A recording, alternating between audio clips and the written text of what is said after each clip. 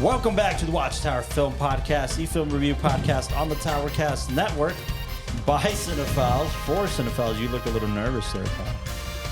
I'm offending like Did you find him? I'm doing the math. Did you solve it? You're just... I do the math, but you just keep going with the intro, then we'll get to it. All right. Thank you for joining us. Yes. For the continuation of our auteur series. And right now, we're on David Fincher Month. Oh, come on, one of the greatest directors of all time.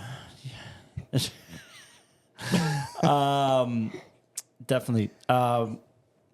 If you didn't catch the Fight Club episode, go check that out now. Yeah, that was actually a pretty good episode. Yeah, Come on, guys. yeah, it was great. It's too much to unpack, much like this film. So as we mentioned last episode, Mr. Castro picked David Fincher for us to dissect his body of work, his filmography. That's right. In this auteur month, and that's how we're kicking off. And the next 5 months, that's what we're doing. We're picking a different auteur each month, and we talk a little more about that at the end. If you haven't liked and subscribed, please do so. We appreciate everybody that has. I think on YouTube, I don't know about Spotify or anywhere else, but I think on YouTube we're hitting like 700 subscribers. So Yeah, we are. Thank you guys for that. Let's reach 1,000. Let's try to get 1,000. Yeah, let's do that. Let's just get one more than yesterday. Just one more. A little flustered here, but we appreciate everybody tuning in, and we've been appreciating the comments and the messages a lot more, man. You guys are pouring in and Absolutely. talking about what you guys are saying, your opinions on these films. So please continue to do that. We really encourage it and we appreciate it. Mm-hmm. Who is that? Me or Carlos? It's both of the us. Zodiac. You idiot.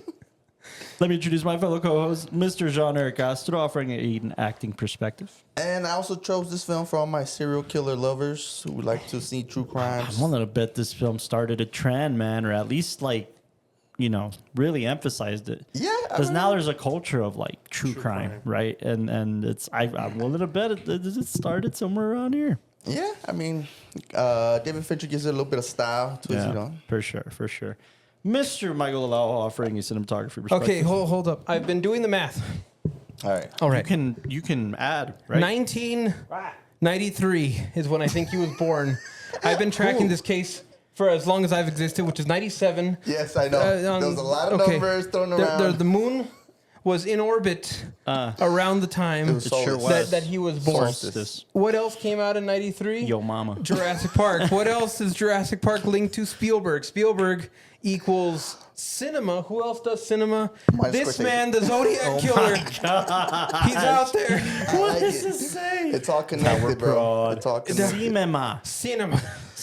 And somehow Carlos is going to Carlos, make it seem it's a Martin Scorsese. I need your fingerprint or your writing. Can you need my identify the man blood? in this photo? Did he touch you? No. Where did he touch you? It's Show me on the picture. I don't know if they're being sarcastic because they didn't like the film, but What? No, are you kidding? Cinema. I'm your humble. I'm your film humble summary. investigator. Sorry, I'm kind of sweaty. Go on. Michael. Cinema investigator. Michael. Cinevestigator. Detective Dello. Michael Detective Oh, Delo. that I sounds- dig that's it. got a ring I to dig it. it. Detective Delo. Mr. Austin, you know, I'm making sure we're sounding good on the ones and twos back there. We once again don't have our fucking producer, Mr. CK. Oh, Wait, shit. you He had was the CK? second suspect. He was the second suspect. Draw him. It's coincidence that he leaves right as soon as I crack what the a case. coincidence. I'm your fellow film servant, I was gonna say Carlos de la Torre. Wait. Offering a writing directing perspective. Hey, did it ever occur to you guys that I like introducing myself? Did it ever occur to you? No, not once. Well, there's nothing wrong with that. I mean, Hey, Thank you for drop tuning down in. in the comments below if you like the fact that we introduce each other. Maybe But it'll be a new nobody thing. introduced it. I introduce all of you. yeah, that's true. That's though. it. Yeah, that's why where we're we draw trying the to line. we're trying to pay it forward. hey, all I'm gonna say is just like the Zodiac Killer. The dog killer is still out The there. dog killer since episode 32. The Silver dog Lake. Check out killer. Of the our last silver under the Silver Lake episode if you want to understand that The reference. dog He's killer. out there. We're here to He's talk been about out there. David Fincher's 2007 crime David thriller, Lynch's. procedural. Procedural, I like that. I think it's a very much a I thought police it was procedural. Like courtroom drama almost. It's got those Courtroom feels. without the I'd still courtroom. call it more of a procedural. A procedural's like like Shutter Island or like a detective procedural. So I think it's more in that vein. Zodiac. We're here to talk about Zodiac, starring Jake Gyllenhaal, Robert Downey Jr., Mark Ruffalo, and last but certainly not least, there's a lot of great castings. Brian Cox, I thought, did really well. Gotta love Cox. There's a good cast here, but primarily these three gentlemen that we follow around for a touch. Yeah. I don't know why I felt like Tommy Lee Jones would have fit in this somewhere. You know, like Like it's part of like the detective. I feel like yes. Tommy Lee Jones would have done great in one of the detectives, like from a different county. That's just kind of like, well, there's the information. Well, there it is, Chief. Like I feel like he would have been really good at the sterner, smaller roles. Yeah, but yeah. What about the last guy? the what do you last mean detective. No, the last guy with the basement. Oh, that was a so interesting character. I mean, I got a question you about know that. what's But funny let's, about that character? Anytime you guys hear me quote funny people, when he says "fuck negativity in the ass," fuck it in the ass like a Chinese monkey. That's the guy who delivers the line. That guy. Oh wow! In funny people. Wow. That's it. I knew That's I'd seen it it before. That's just my. That's the only thing my mind goes to. Yeah, we're here to talk about Zodiac. I think Astro was the only one who's seen this picture. Though none of us had seen it. So. Also, I don't think any of us really investigated the Zodiac case. Except for me. Yeah, no, I'm saying like you fell into the rabbit hole. Yeah, Yeah, because it's really funny that the whole time we're watching the movie, you're like, yeah, it happened. And it's like, Hey, man, that's my type of movie, right? No, yeah, no. for What's sure. interesting That's about awesome. this one is, I mean, not only did this kind of set a standard for crime thrillers and procedurals, but it also got so much attention that they reopened the Zodiac case after this film. Oh, really? And I mean, to this day, they kind of have that main suspect, but you know, that's where it's always sat. But it's open technically. And actually, they just released a new documentary on Netflix where, if you weren't sure before after this film and all the evidence, this one just piles more evidence on top. Okay. Because it interviews people that like the kids that he actually took care of on the relationship that we was in. Oh wow. Yeah. So it really goes deep into it, and you hear like the testimonies from like. There's one testimony from one of the kids where she's like, "There's no way you could have done it." He's on the phone in prison. He's like, "Yeah, you guys don't remember a lot." Like he even admits it. It's Arthur Lee Allen. But yeah. Yeah, no, that's crazy. And again, look, you just said that they just released this documentary. It's been nearly 20 years since the release of this film. And that's alone. a big theme. Obsession. Yeah. We're obsessed with serial for killers. sure. Just like, you know. For sure, pretty crazy. I really like how, I guess I wasn't expecting this, and if I would have seen this in any other film, I would have been like, how corny.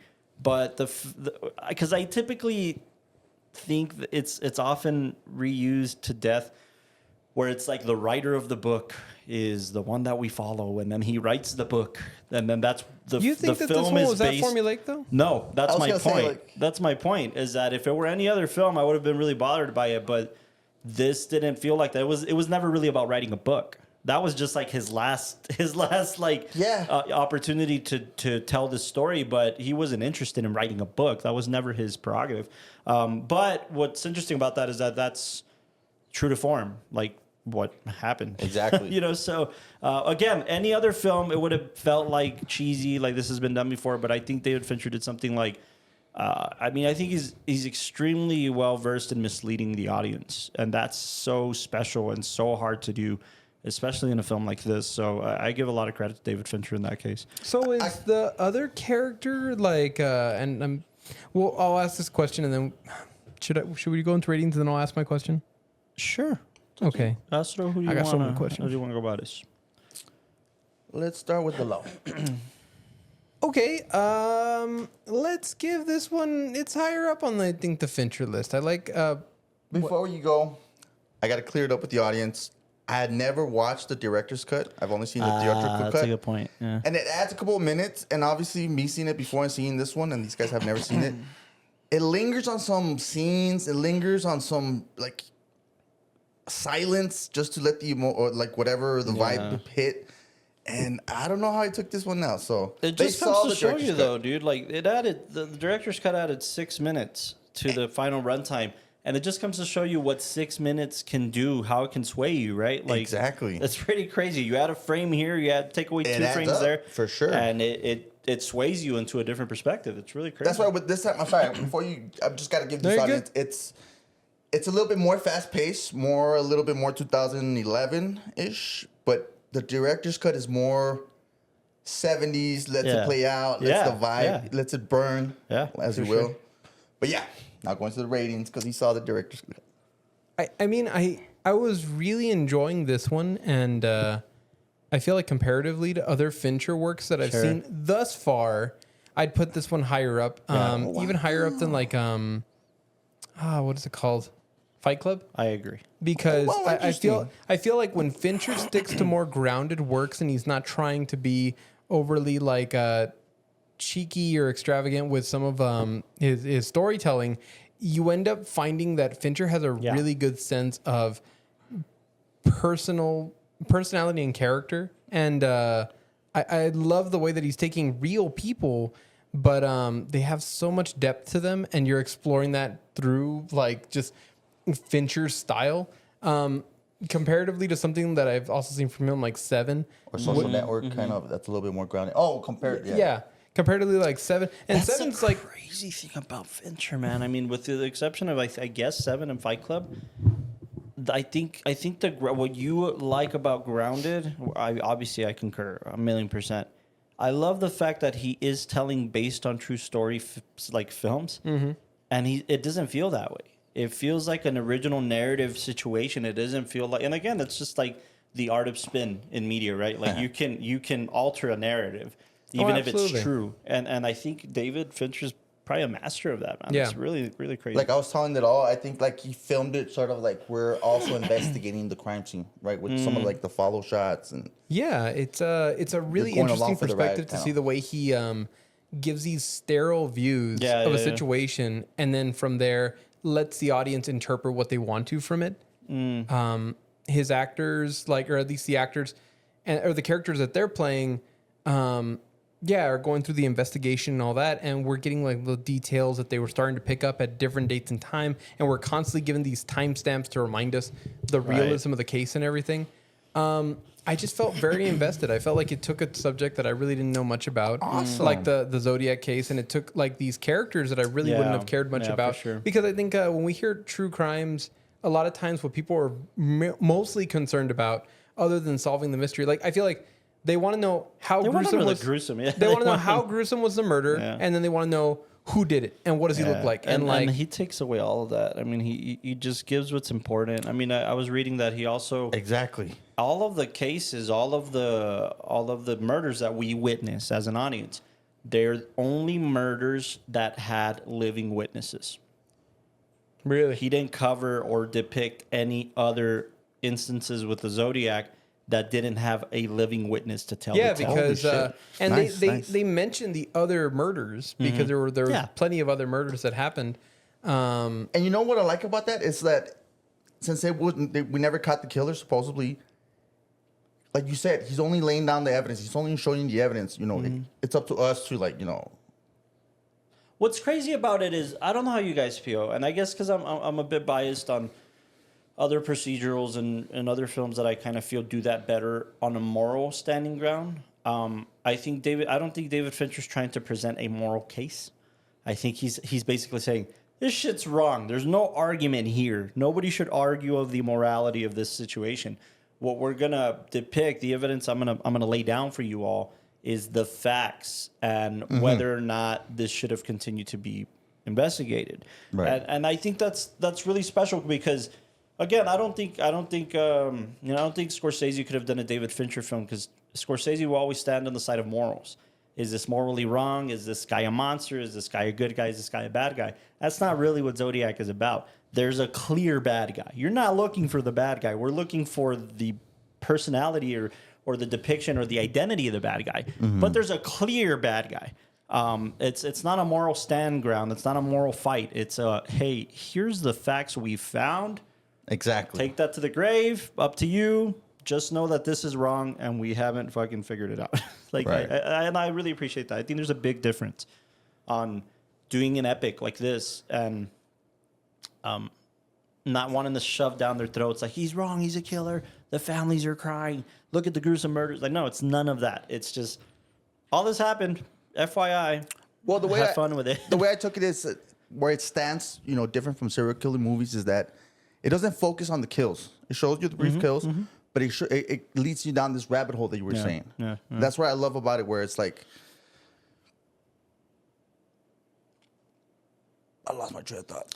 Yeah. No, it's an interesting case study at minimum. It's an interesting case study. Oh, that's what I was gonna go with. Yeah, like I think David Fincher kind of like showed us a case study on obsession. I think obsession is the big theme of this one, right? On both sides of the coin, right? Yeah. For the protagonist and the antagonist. Exactly. Yeah. I think what it's interesting is that, usually you have like these plot beats that move the story forward. And what you would think like, oh, well, the story moving forward is them getting closer in the case. But what's interesting is that every plot point that happens, it's not getting them closer in the case. It's getting them closer in unraveling more of the character. Yeah. Like I love seeing like the moments where Robert Downey's character would be really invested in, and you're not seeing every single murder, every single letter, but you're seeing the key moments that led him to be more obsessed, or like to the point where he's like, I want to be the lead person on this case because I think I can solve it. And then coked up and and then like the next beat is like, oh, we're getting closer. We're getting more information on this lay guy, and then they go down, they meet him, they talk to him, everything's going well up until the point where it doesn't work out, and then Jake Gyllenhaal takes over. And I feel like isn't that the nature of why people like true crime? They want to feel like, like we're close. No, that's not it. Yeah. Oh, one more clue. Oh shit, that's not it. Like isn't that what people like to feel at home? Is like, this is naughty. Almost like this is like scary. This is a scary roller coaster, but it's a roller coaster nonetheless. And you'd see like Gyllenhaal's character where his wife says, "Hey, well, like, what happens then? Like, what happened? Do you catch him or what?" And it's like, I don't even care about the book. You see him. It's like, oh, so when you're done with the book, then what? It's like, I just need to see his face. Yeah. I just need to see him and know that it was him. Yeah. And he gets that moment. I think it's a great callback. But what's your rating? David Fincher, I want to give it like an 8.6 or an 8.8. I feel like you guys be nice. No, I feel like this one, again, when Fincher works on more grounded stuff, I feel like you see him shine in the ability to bring out these performances and also bring out a lot of care towards real situations. Yeah, like, I mean, absolutely. I'm sucker for that. I'm a sucker for that. I get like the metaphors and the like flavored imagery of like Fight Club and Seven, and I get all that. Yeah. Fight Club almost feels like, comparatively. Yeah. Fight Club feels almost like a graphic novel. Yeah, it feels like a comic book. It feels like the stylistic nature of that, because it's not very grounded. It's very symbolic. It's massively symbolic, but it's not grounded. Yeah. It's not grounded in any type of reality necessarily. It's a fantasy world in a sense. Whether that fantasy world exists in the mind of a person or in the real world, that's up to you to decide. But it's not grounded in reality, and this very much is. It's interesting for sure. 8.6. 8.6. Cool. On to you. I'm around there. I'd probably sit at an 8.5.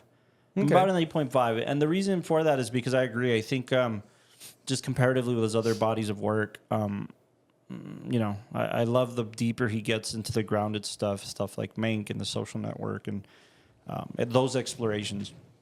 I'm not quite sure that this is an exploration of loneliness as much as it is an exploration of obsession, and that's cool. It's great. But again, comparatively, stuff like his other works that I really love are interesting to me, and not to mention, I really like the fact that this was, I think, David Fincher's like he had so much heat off of fucking Seven. They wanted to make. When they were hiring directors, there was no other director they wanted. This wasn't a David Fincher project. He didn't develop this from the ground up. Oh, shit. Okay. Yeah, so the author of the book, I forget his name. Whatever his name is. He wrote the screenplay, too. Bobby McBob face. Yeah. No, I'm sorry. He didn't write the screenplay. Yeah, he wrote the book. The book had been in kind of development hell for a little while. They finally, Robert Graysmith wrote the book, and then the James Vanderbilt wrote the screenplay. What happens in that scenario is that the reason I bring this up is because it was in development hell for a bit, and then oddly enough, They buy the rights. Warner Brothers and Paramount kind of team up to make it because Sony turned it down. Sony didn't want it. And they're like, we want Fincher. We want Fincher. Fincher was in line to direct another project, which I would still would very much like to see that movie. Hopefully it happens one day. But he was about to do a film on the Black Dahlia. Oh, which I love that story, and that's a good Fincher film. Yeah, you know, that's a good. What is it Fincher called? The film. Black Dahlia. The Black Dahlia. It's Elizabeth. What's her name? Elizabeth Short, famous actress. You know, Hollywood studio era. She was murdered, and they never found out who did it. And I actually stayed at the hotel where she was murdered at. Oh, that's pretty cool. Downtown LA at the. Did you feel any vibes? It's an old kind of creepy hotel, but what's even cooler about it is it's called the Hollywood Biltmore.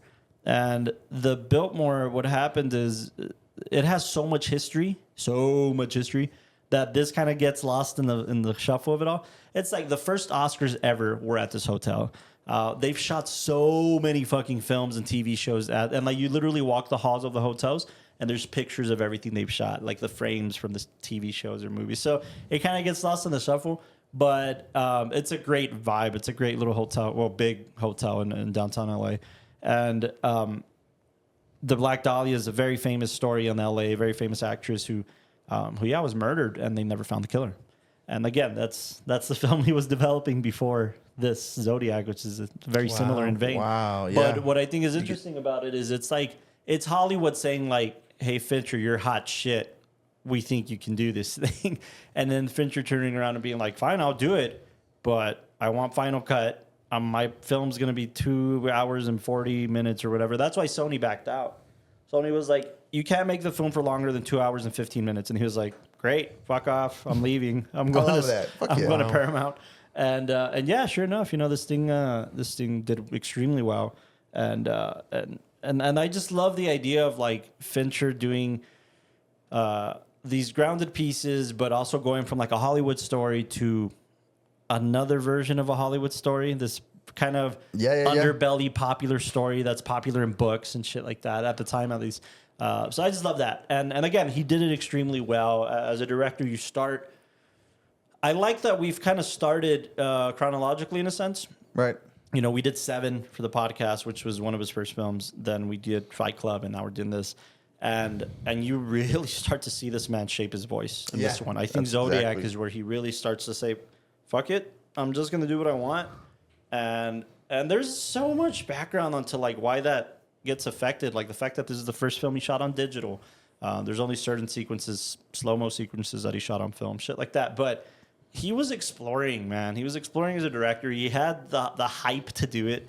And he didn't. He could have done anything. He could have said, "Fuck it, I'm going to do this 3.5-hour bloodbath or whatever." No, he's like, "I'm going to do what I want to do now." And I always love to see directors in transition that way, that they've proved themselves. They made the first one. I always see films or directors like John Mayer has this great thing about his records. Arguably, amongst John Mayer fans, his best record is a record called Continuum, which won a ton of Grammys and made a lot of money, but it was a fucking amazing, like, well-written record. And John Mayer has this great thing where he's like, you release your first album, you get their attention. You release your second album to let them know, I'm still here. The third album is where you crush them. Oh, you've told me this before. You know? I love that. I think that's kind of true amongst any artist. It's appealing to the masses. So I think Fincher's is like, the first film was to get your attention. The second film was like, I'm here, I'm sticking around. And the third film, fucking crush him. Yeah. And I think he did that extremely well. I want to follow that type. Mr. Young, rating? 8.5 for me, but that's what I was going to say 8.5. Austin Tyronius Young. What? I thought that Tyronius? That's not my name. Are you sure? Yeah, that's not my name. Tyronius? Let's fact check that. Can we have somebody fact check that? Yeah. Let me go to the library really quick, and I'll get some Codebreaker books, and then we'll figure out if his name is Tyronius. I know you're a little dirty. I just wanted to go to the library. Wow. Yeah. I'm sitting like at an 8.5 as well. 8.5? Yeah. 8.5 seems to be a good consensus for everybody. So far, so good. Yeah. What did you like about it, and what didn't you like about it? It was entertaining enough to keep me there, but I didn't really feel like it broke anything. True. Only, and you like courtroom dramas, like and I think that's why it like kind of kept me engaged. Kept you there. I really didn't like Gyllenhaal's performance though. What? Yeah. What do you think it lacked?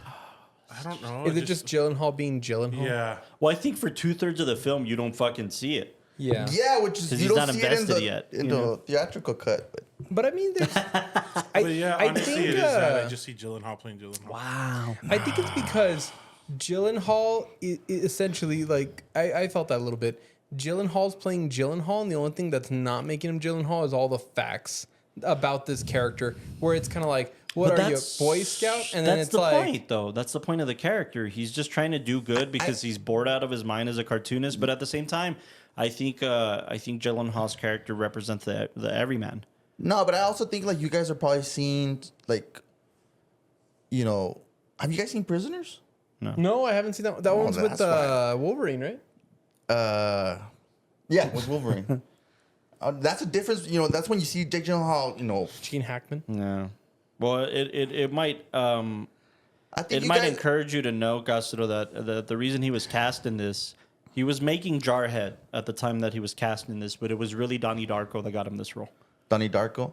Okay, so I think you guys are seeing a little bit more of Nightcrawler, where he's just this intense, obsessive guy that doesn't blink, kind of. Yeah. And that's kind of what we get with him, like where he gets obsessed. At the end, but not in the first 2 acts. So tell me, In the- no, tell Kind me of just see this intrigued kid. Yeah, in the first couple of acts, it's just kind of like Yeah, that he's kid where it's like, quirky. why are you going through my trash? And he's like, oh, I just wanted to know what's going on, you know? Yeah, you know what's funny is that I think even Fincher felt that way in a sense because there's a story. Fincher used a ton of CGI, by the way, in this. Like all the blood, CGI. So Okay. like just to save time, and a lot of the cityscapes, you know, getting rid of satellites and shit. Oh, like yeah, that. you could see that. But what he did was he digitally put hair on Jake Gyllenhaal's knuckles and hands. Why? Because he felt like he was too pretty. He wanted to like make him a little rugged, a little like little more rougher around scruffy. the edges. That's so it. funny. That's just it. That's it. He added hair digitally to his hands to do this. This is how obsessive David Fincher got on white. You know, and I agree. I mean, it's interesting. I agree. Although what I think is interesting, I don't know if you guys feel this way, but though I agree that Gyllenhaal's arc is pretty, you know, it's pretty easy to follow. Yeah. It's also, if you think about it, as layered as this film is, on any other director, any other film, any other type of film like this, that Jake Gyllenhaal arc would have been enough. It would have been enough. Yeah, no, You know what I mean? for Like sure. it's easy. Like Fincher's like, yeah, that's easy, dude. That's why I'm focusing you on 3 characters. Yeah. Because that's easy. To have that one arc, you would have been happy with that. In a way, True, like you know? you're kind of focusing on 4 characters because you're focusing on the buddy right. cops and their obsession with it up to the point where like the partner's like, I gotta leave. Yeah. And then it's like the last guy is still lingering That's what lingering I loved around. about it. That's, But you know, he's kind of on his last leg with the whole Yeah. thing, and he's realizing how much that like destroyed him for a bit. Right. Um, yeah. So yeah, I feel like you know you're focusing on those 4 characters for Having quite a while. is hard enough. That's my point. Having one good arc is hard enough. Having 4 good arcs, Oh yeah, that's pretty impressive, man. Like, that's why I kind of it's a good balance, Yeah. you know. And then again, I'm glad that we saw this take because again, for Tours Month, Yeah. I think it's seeing him shine. It's him For saying, sure. "This is the product I want you to see at the end of the day." Because you know we can go into theatrics, but you know that's the cut that's also designed by the studios to Right. like sell the best. You know, sell more popcorn. Castro, what's your rating? there's a right answer. after seeing this director's cut, I'll probably lower it a little bit. No, but it's still kind of high. It's just, I guess, I didn't like this style. I guess you guys did, but I didn't. I'll still keep it at a 9.2. I'm a big David Fincher guy. I love that. Yeah. He threw us in this rabbit hole obsession, right? You get Yeah. all these characters who, you know, their lives, you know, go from kind of normal to like, you know, one of them quits, the other one gets divorced. Absolutely. What would you say your rating was like with theatrical cut? Would it have sat somewhere around like a 9.5 or? I'll give it a 9.5. I would have given it a 9.5 because the director's cut is a little bit more fast paced.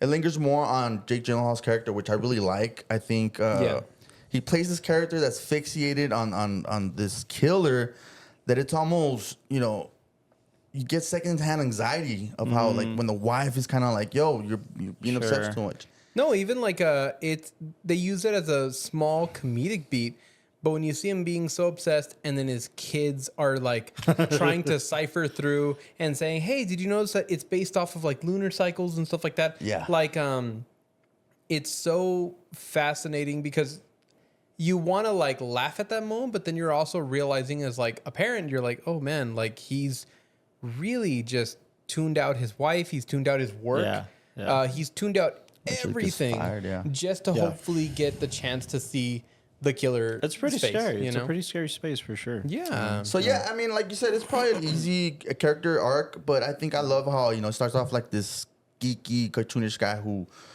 who's lingering out, in the back of this room that he's not supposed to be in, and then he just unravels into this obsessed guy, and I think he really dives into this character, and I don't really see Jake Gyllenhaal in this. I think I'll go there. I think there could have been somebody else cast in the Gyllenhaal role, and it would have been. You know what? I'm not gonna fight you on that one. I'm just a big Jake Gyllenhaal. You can answer me this. You know? Could you have had fun? And I'm not saying this would have been the better performance, but would you have had fun with like Andrew Garfield?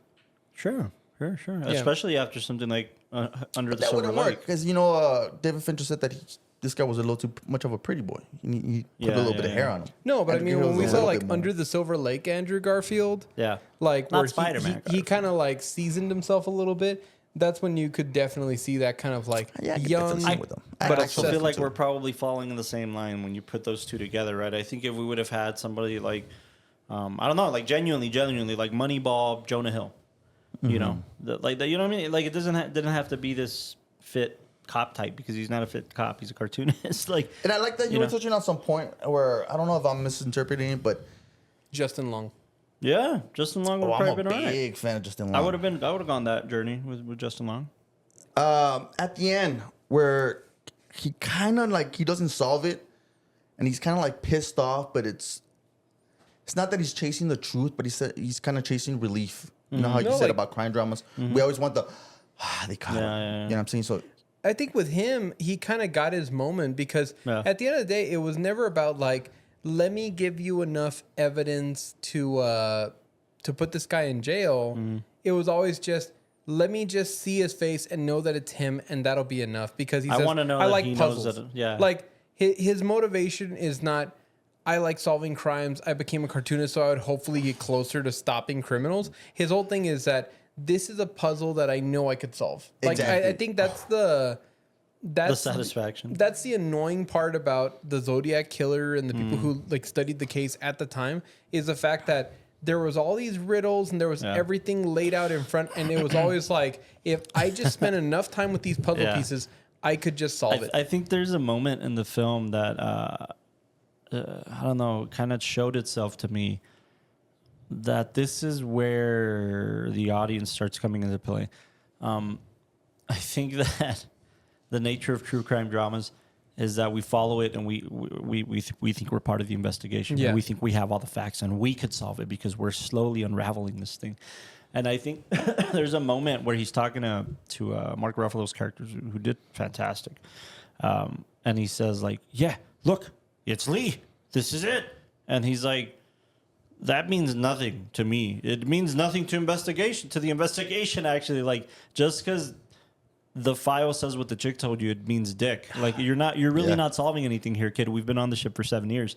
I think that's what this thing told me is like, where most I forget who said it, but a very famous director, it might have even been Fincher, said something to the effect of like, if you let the audience figure it out, they'll love you forever. And I think when you spoon feed information in a procedural to an audience, it's like, all right, yeah, I feel good, I feel comfortable, I'm figuring it out. But when you make them feel like, dude, the guy I'm rooting for isn't figuring it out, it's like, well, that's how life works. Yeah, that's how investigation works. It's very mundane. It's not as exciting as you think it is. I promise you.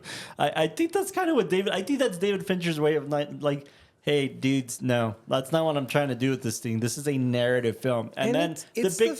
I'm sorry. Go ahead. No, I'm just going to say it's the fact that, like, every character, their obsession comes from the fact that they feel like they're one clue away from having all the pieces, you know? It's kind of like with gambling, right? It's the whole thing of, like, I'm this close to winning, and the second I strike gold, it'll be the biggest payout of all time. If the Coen brothers would have directed this, it would have ended way before. It would have ended to where like nobody figures it out. Tough shit. That's life. What I like that Fincher did is he didn't give you the satisfaction of saying it's paid. In fact, the good moment comes from like I wrote this book and I looked him in the eye. That looking in the eye scene is a payoff, right, for us. But it doesn't mean anything. Like to the big picture of the thing, it's just more of a satisfaction of like, oh, he got his moment. What's the movie that we just saw? Hell or High Water. It's kind of like that scene, right? Yeah. Like where Jeff Bridges and what's his name? That's kind of Chris Pine. Chris Pine. Have when that they're, understanding. when they're talking to each other, where it's kind of like it doesn't solve anything, Yeah. and If it I arrest does, you. they'll never have a resolution to the crime in the past that's happened, but they can both acknowledge in front of each other, like, Yeah. I know you, you know me. Yeah. And what's cool about that is you still get the cherry on top of the sundae when we cut to the scene of Robert Downey Jr.'s character. Like seeing him on the news and being like, if only I would have stuck to my guns, I probably could have been that dude. You know, and in the way of like, good for him, like fucking A, somebody fucking cracked it. I went crazy over this shit. Yeah, but yeah, the kid cracked it. The kid cracked it, you know. There's a ton of layers there that I think are interesting things to explore. Do you feel like what separates this film from, let's say, Fight Club being introduction to Fincher? Like why is this one separated? But I think, like, at least for us, like cinephiles, we would revere this one a little bit more. Like, what makes this one not day one in the class? Well, because it's not an easy. Forget the story and the plot. It's a talkie. It's a bunch of people talking in a room for 2.5 hours. Especially the director's cut, for sure. It's not candy. You know, it's you really having to pay attention and if you're not paying attention for the plot, which is what most people are going to do, they're going to want to follow the crime thriller. You're paying attention for the characters, and you're hoping that these characters arc in some way. So I think the fact that it's a dialogue piece in its bare foundation, it's a dialogue piece, And that makes it a David Fincher? that makes it a more advanced David Fincher. You know, that doesn't make it candy. It doesn't make it, easy to digest. It doesn't make it, class number one in the film class. It makes it maybe class number 3, maybe class number 4. If you would have to define his auteur style of David Fincher, I would like to hear Carver's That's take. hard, dude. I think that David Fincher knows how to deconstruct very well. I think that's the best thing David Fincher has going for him. He knows how to deconstruct. He knows how to take a story at face value. He knows how to, for instance, read an article about Facebook and then say, what's interesting about this? Oh, what's interesting about this is picturing Mark Zuckerberg friend request the girl he loved or the girl he felt a connection with or the girl that rejected him on his own website. Maybe that's the story. That this guy's a loser, and this is the only thing that didn't make him feel like a loser. Like, he knows how to deconstruct extremely well. Something like Zodiac, again, at face value, you give this thing to the Coen brothers, or you give this thing to, I don't know, fucking Michael Bay. You know, they'll turn this into a procedural with action and flipping cars. You know what I'm saying? Like, to try to find the killer. And David Fincher will be like, what's interesting about this thing? Cartoonist figured it out. Like, let's deconstruct that for a minute. And I think, like, again, you guys have heard David Fincher interviews. Oh, fucker just laughs at everything. Like, he kind of just chuckles at life. I like he doesn't his, take himself too seriously. He doesn't His personality is I vibrant. also feel like the thing I've noticed with all of his films thus far is he knows how to capture a grit and a grime to everything. Even like we did discover that he uses the same DP for like everything. Yeah, but even in the going towards his auteurship, the mise en scène, all the things that he places in the environment. I don't know. Every time I look at anything in a Fincher film, it just feels like you could trip over something. It's not easy to walk through. It's just crowded, but it's all through human obsession, human greed, human I don't know, envy. Like Seven's such a great example of that. Yeah. But you get this grime to the real world that feels like it's almost like they got the saturation of the regular filth that you see in society and cranked it to like 11. Like, but in a very elegant way that communicates something. The only thing is that you don't see a lot of that here, but when you do see the cluttering, when you do see the packed in space, it's used very well. It's used like in the news place where you're always getting these wide shots that show all these desks and things together as opposed to like having some separation and doing more intimate shots. Or you have the wide shot of like his apartment being filled, and you're able to see every little thing, Yeah. or the investigation, like the holding cells where all the what are they called? The evidence goes to. Yeah. Like it also like it takes it off a pedestal, right? It takes it off a pedestal because when you see these in, I don't know, fucking CSI or whatever, like you see that they're locked under lock and key in a crystal case in the fucking U.S. Capitol or whatever. Nah, it's kind of just in the dirty basement of your local police station. Like, you know, I the was guy downstairs talking- still doing.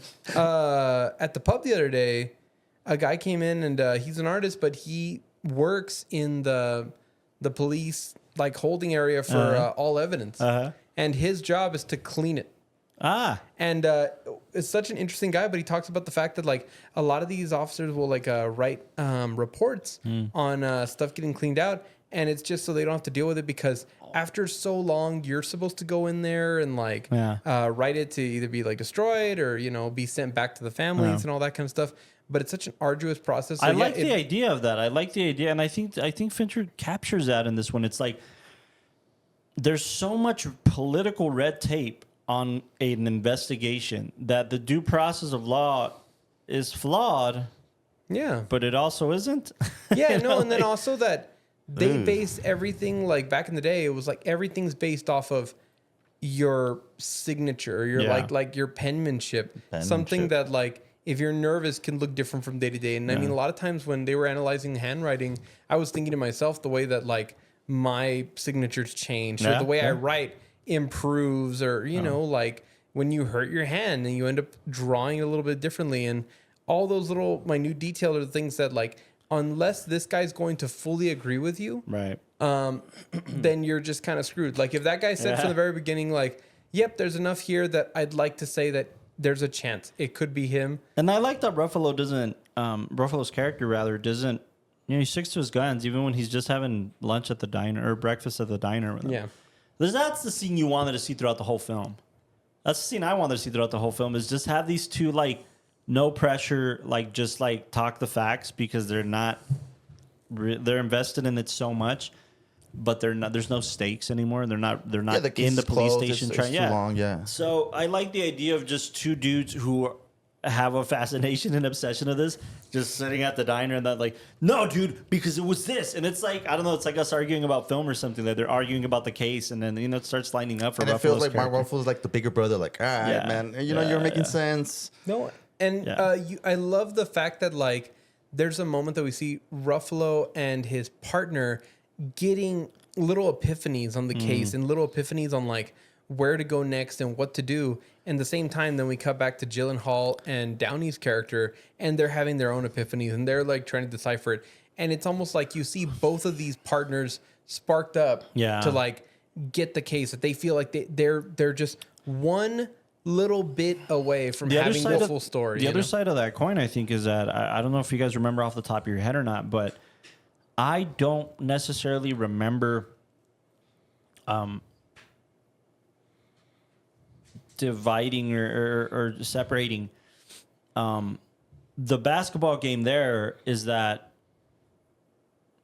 Downey and Gyllenhaal work for a newspaper. Yeah. They're not detectives. They're detectives in their own right because they're trying to crack a story. Yeah, but they're at the end of the day, they're just there to like cover what's on the news. They And- even said Downey's character's like, we're daily. But you're late Exactly, already. remember, Like, yeah. like, you remember we work for daily newspapers. Whereas Ruffalo's character, this is his fucking job. Yeah, And they start blurring the lines a little bit. I thought that was fascinating. They blur the lines. If Fincher blurs the lines of like, what's the fucking difference? They're both looking for the same guy. And like they both get something out of it. One maybe gets to be the hero on the paper. The other one gets to be the hero on the police station. No, you know? That's also a fascinating part where you don't take into account how some of these newspapers are competing against each other, so they're not sharing information. That's kind of like police departments. No, back in the even day. like with police departments, like you would think that cities that are relatively close to each other, Yes. it'd be easy to just get information. Counties or But it's whatever. like, To this oh day. no, that's not our department. This happened over in this city, so go talk. And to then them. like even Ruffalo's character's like, what do you mean that was in their files? Like, fucking come on, shit. that's Are you why we lost the serious? fucking. I think it's great. And you know what?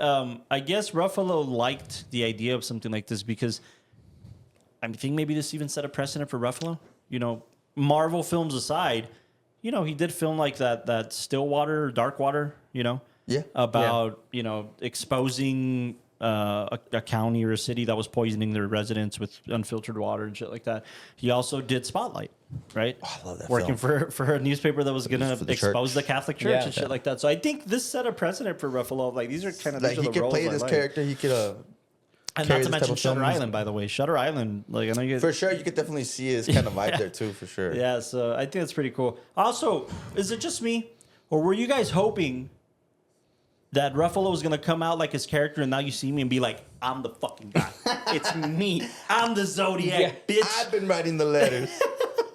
No, do you think like, it would have been a different film or a different, like, feeling, like, with closure? No. Well, I mean, no, because I feel like that's right? not. Again, if you want to look at it through the lens, because every film has a different lenses you can look through it as. In the lens of exploring obsession in all these characters and what obsession really gets you to, and what is the end of obsession or the inception of it. Right.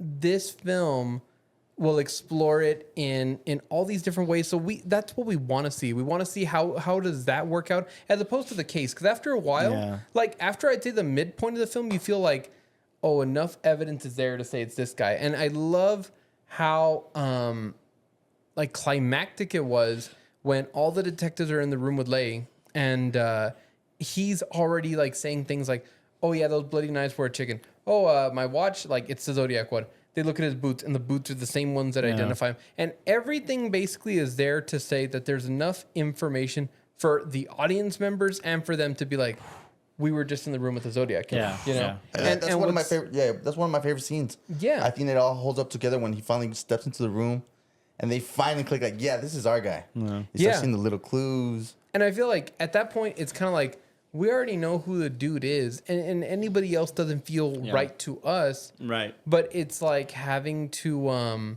again, go through the motions these guys go through. Like where you see how obsession takes the turn of like, well, when you can't have like the cookie in the jar, then it's kind of like, well, how do you deal with that? Do you go on and lash out at your partners, your work, and then his partner ends up leaving and he has to stay there and he's just like, I'm never going to be happy if I keep thinking about this case, but at least I can be happy leaving it in the past and like focusing on my wife, you know? The interesting thing, even cinematically too, is that Fincher decided to use 3 different actors to play the actual Zodiac.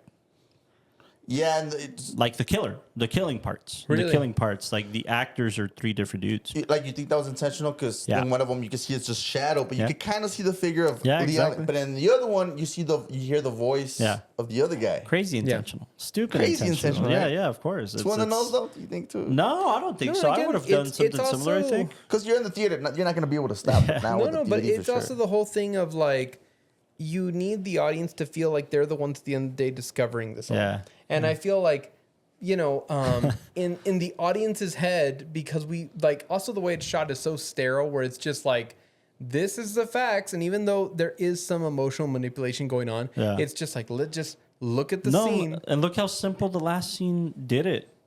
The last of the guy who actually lived to tell the tale, you know, and how easy it would have been. Like, that I think the shadows and the 3 actors thing. I don't think it's too on the nose because that's how we as humans perceive things and try to deconstruct it. This guy who actually got shot by the fucking Zodiac and saw his face and they couldn't find him and they finally find him in the airport 20 odd years later, and he's like, yeah, this is him. This is him. I haven't seen this face in 20 years in 1969, and he's like, you know, he had a round face like this guy on the right, and the cop's like, are you saying that it could be you're identifying 2 suspects? He's like, no, dude. He just probably was fatter back then. Like, he just had a rounder face at the time. And I think that's really cool. Like, because he still leaves it a mystery because he gives him an 8. Yeah. It's not a 10. Yeah. So you as an audience, you're like, so we still know, like, but even that 8 sure. got the detective extremely excited. Because that's probably more than he was expecting. You're like, whoa, so on the record, you're naming another person. Yeah. No, you said it was a round face. But it's the same principle of, like, I see the shadow, I hear the voice. Oh, that's what I mean is, like, it's that same principle of, like, it could be that guy, or it could be that guy, or it could be the guy in the basement. Like, it's pretty cool. It's pretty cool. Fincher was trying to manipulate that. I like that. I feel like there's something to be said about the fact that, like, Fincher knows how to give enough detail in a story where the audience is invested in, but never too much where he kind of gives away the ending. Yeah, you know? yeah. I love the fact that like the whole time you feel like, and I felt this in Fight Club, and I felt this here. It's always like, I know how this is going to end, but you really don't until the very ending. You know, like Castro, you're not gonna want to hear this, man. Just based on the last point there, David Fincher did or is doing what M. Night couldn't. If you really think about it, No, man. Fincher's most popular films, Look, man, Fincher's most popular films, the three we just named, right?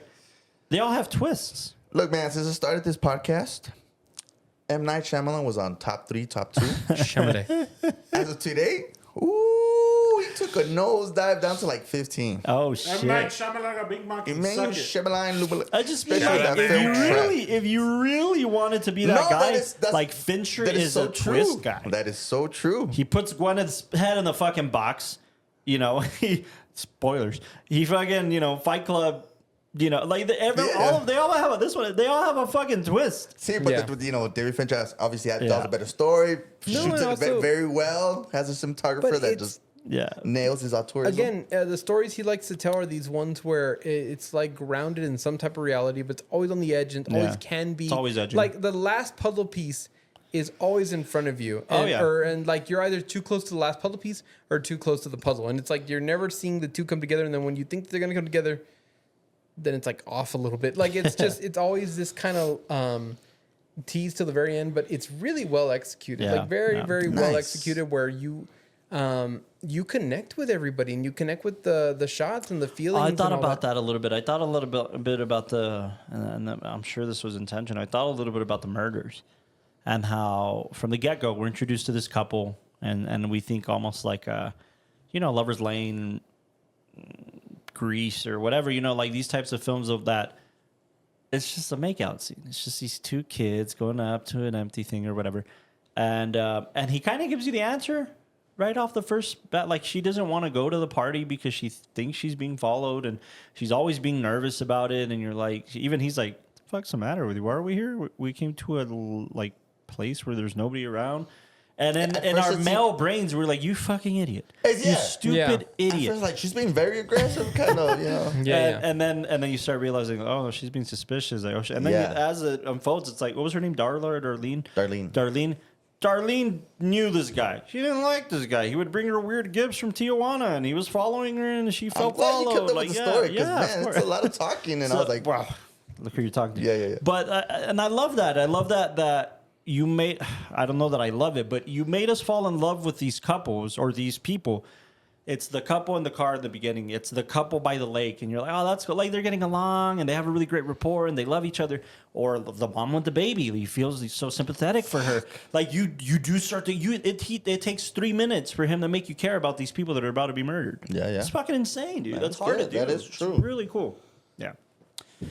Also, the craftsmanship on like how to show the killings and the murder and all that kind of stuff. Because I know that the way he was constructing everything, especially like when you see the shots and all that, you almost feel like as an audience member, if I pause the movie at the right time and zoom in, maybe I can see that from the very beginning, it was always going to show this guy. Like the writing was on the wall. Yeah, like you feel like so connected. And I think Castro like hit the nail on the head where it always makes you feel like you have a passenger seat to like everything that's going on in the investigation. Yeah.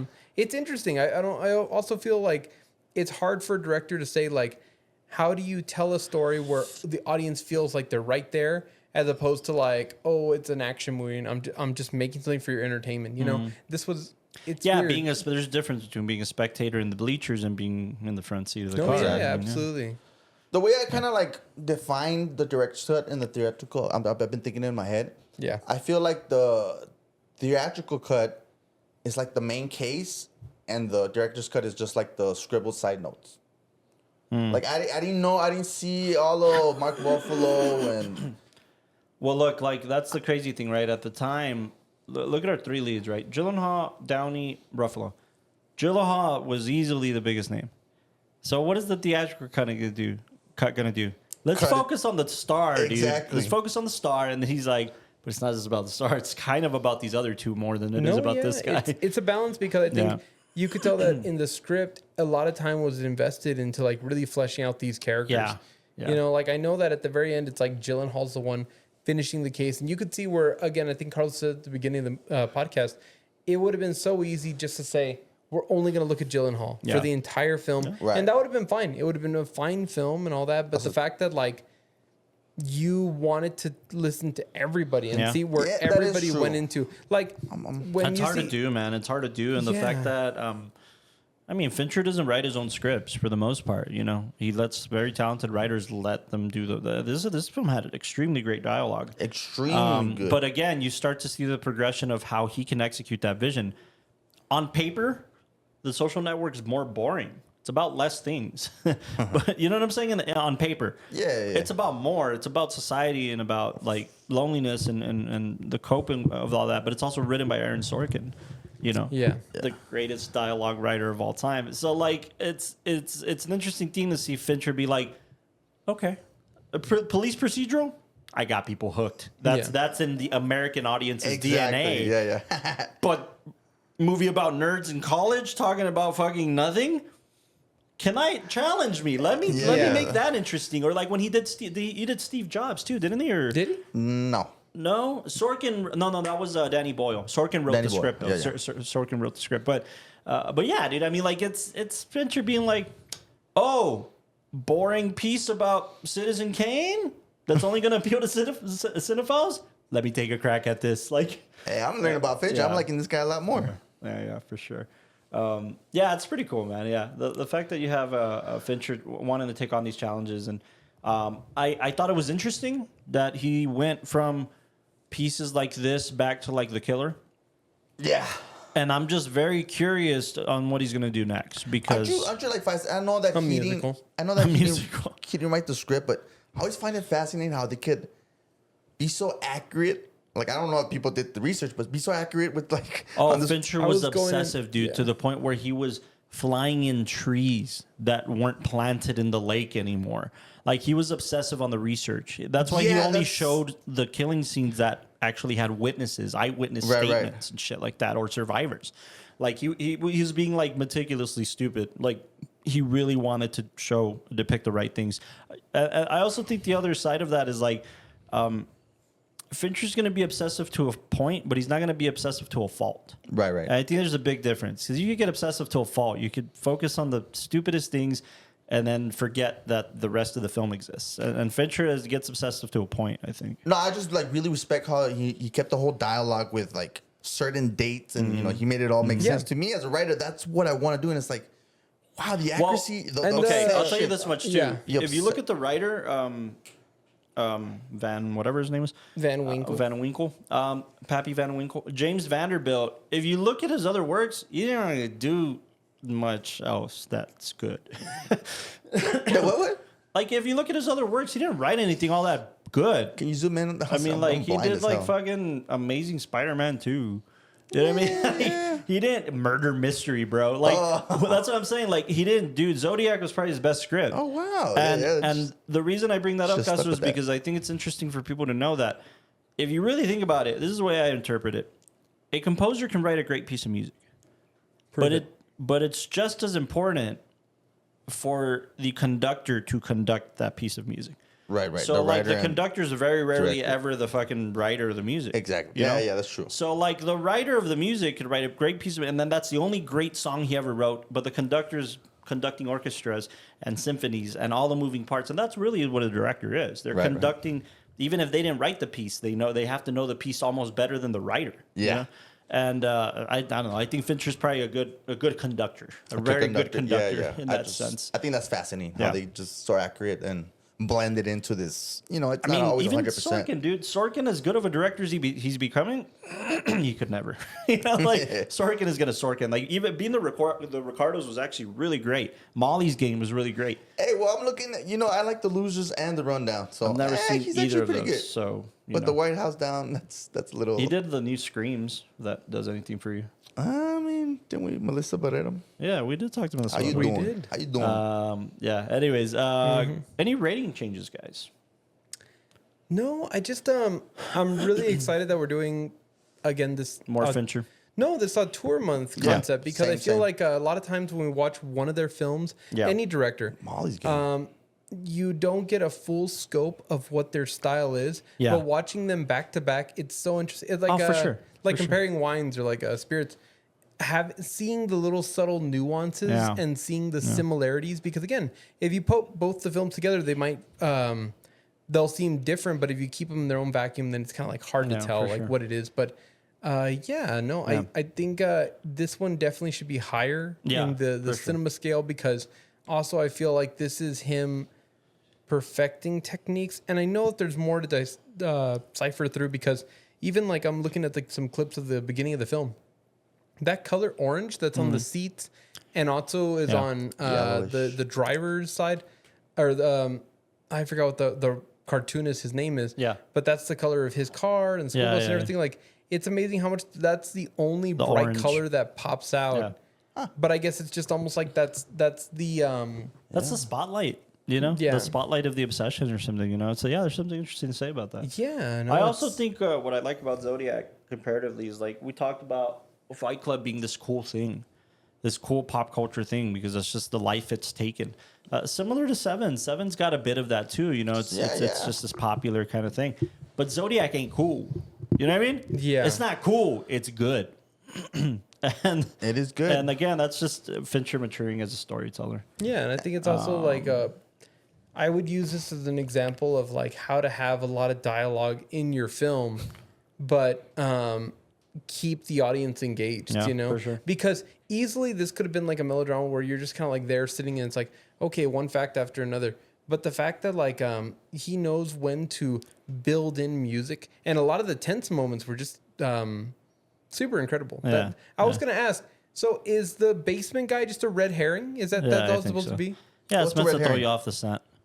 Yeah, the guy, the poster guy, though, the guy who ran the theater. But what is that? A red herring is like the mislead, like the a mislead essentially.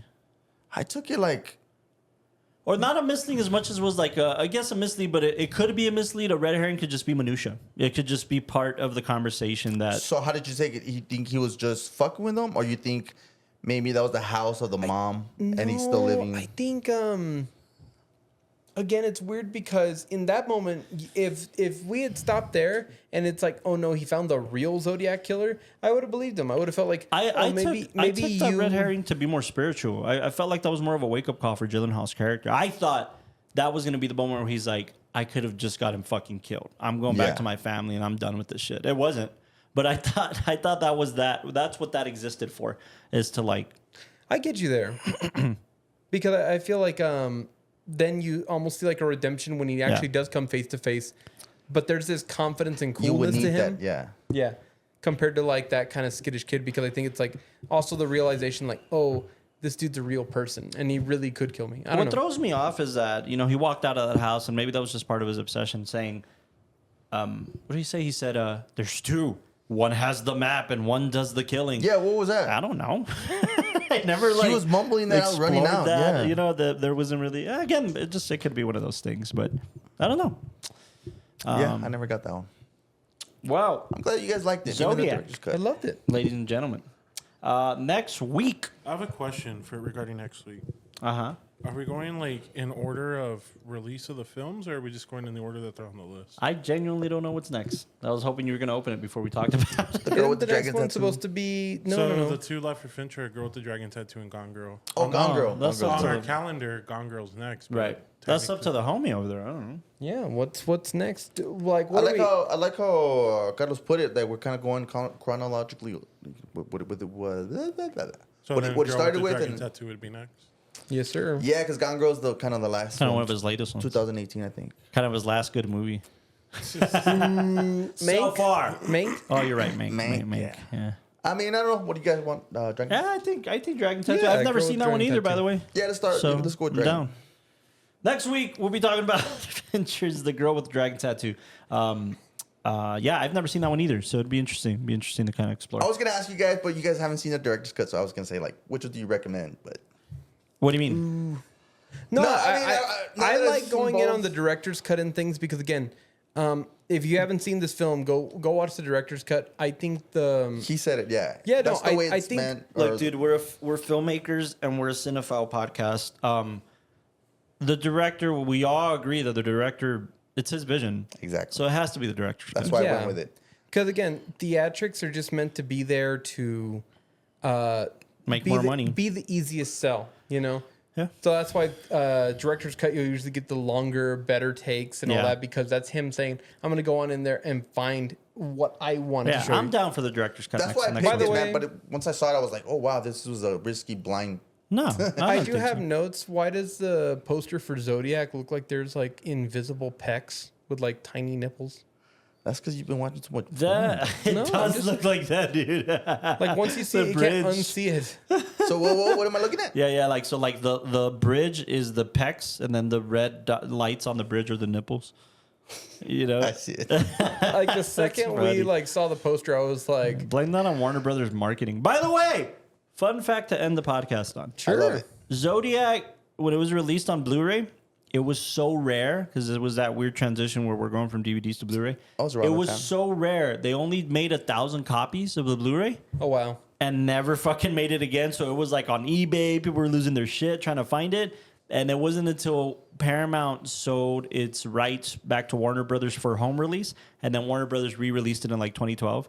And then now it's more accessible. But at the time, fucking, it was hard to find. Yeah. Before that studio, which one was it? Paramount. So Paramount and Warner Brothers teamed up on this. Warner Brothers took the brunt of like production, Paramount distribution.